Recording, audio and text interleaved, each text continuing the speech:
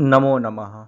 अभी आपने पूर्व पाठ के अंतर्गत बालारिष्ट भंग योग के कुछ विषयों के बारे में पढ़ा। जैसा कि आचार्य वराहमिहिर ने पूर्व श्लोक में स्पष्ट किया था कि यदि सभी ग्रह शीर्षोदय राशि में हो तो बालारिष्ट योग का भंग हो जाता है। उसी क्रम के अंतर्गत कुछ अन्य ऐसी ग्रह स्थितियां भी हैं जिसमें ग्रहों के उपस्थित होने पर बालारिष्ट नामक योग भंग हो जाता है। 51 संख्या वाला यह पाठ है और इस अरिष्ट भंगाध्याय के इस 15वें श्लोक में आचार्य वराहमिहिर कुछ अन्य अरिष्ट भंग योगों के विषय में चर्चा कर रहे हैं। आप यह श्लोक देखें। तत्काले यदि विजयी शुभग्रहः शुभनिरीक्षितोऽवश्यं नाशयति सर्वारिष्टं मारुत इव पादपान् प्रबलः। इसका अन्वय आप देखें। तत्काले यदि विजयी शुभग्रहः शुभनिरीक्षितः अवश्यं प्रबलः मारुतः पादपान् इव सर्वारिष्टम नाशयति। इसकी आप संस्कृत व्याख्या देखें। तत्काले अर्थात जन्म काले अर्थात जन्म काल में, यदि यदा, विजयी विजेता, शुभग्रहः शुभखेटः, शुभनिरीक्षितः शुभग्रहदृष्टः, अवश्यं निश्चितं, प्रबलः उत्कृष्टः, मारुतः वायुः, पादपान् लघुवृक्षान् इव वत् सर्वारिष्टं सर्वकष्टं नाशयति दूरीकरोति। यह हुई इसकी संस्कृत व्याख्या। अब आप इसका जो मूल भावार्थ है वह समझने का प्रयास करेंगे।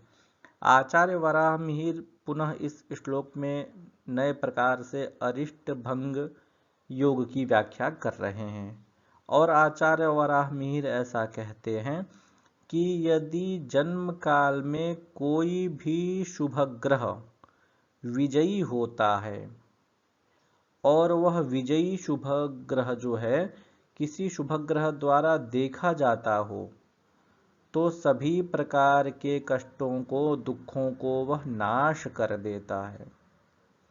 कैसे? तो जैसे वेगवान वायु अर्थात अत्यधिक गति से गतिशील वायु जिस प्रकार छोटे से छोटे पौधों को भी उखाड़ करके फेंक देती है, धूलीकरोति, धूल में उसे मिला देती है, भूमि में मिला देती है, उसी प्रकार से यह शुभग्रह जो बली है, जो विजेता है, यदि वह जन्म कुंडली में उपस्थित है तो वह उसी प्रकार से सभी अरिष्टों का नाश कर देता है, सभी अरिष्टों का शमन कर देता है।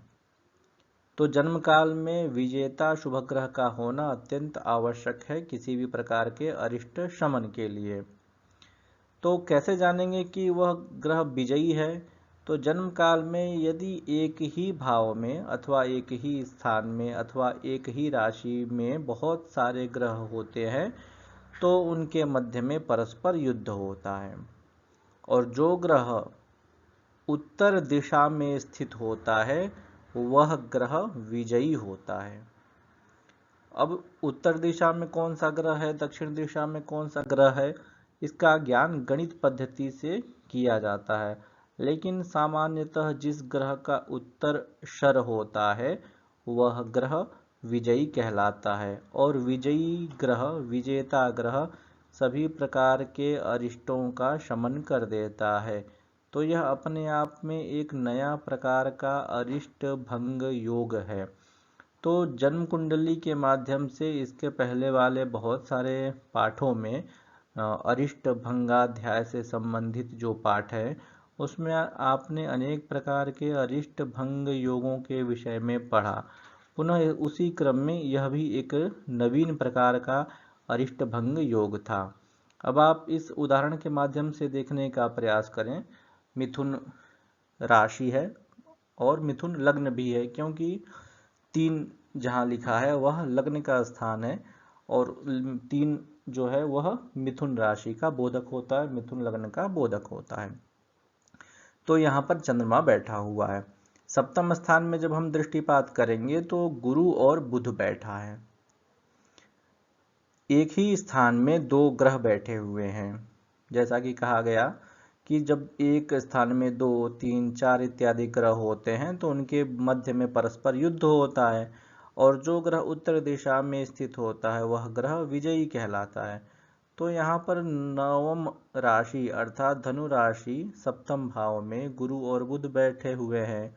इनमें से गुरु उत्तर दिशा में स्थित है। गणित पद्धति के द्वारा ऐसा प्रतीत हुआ कि गुरु उत्तर दिशा में स्थित है, इसलिए यह गुरु विजेता ग्रह हुआ।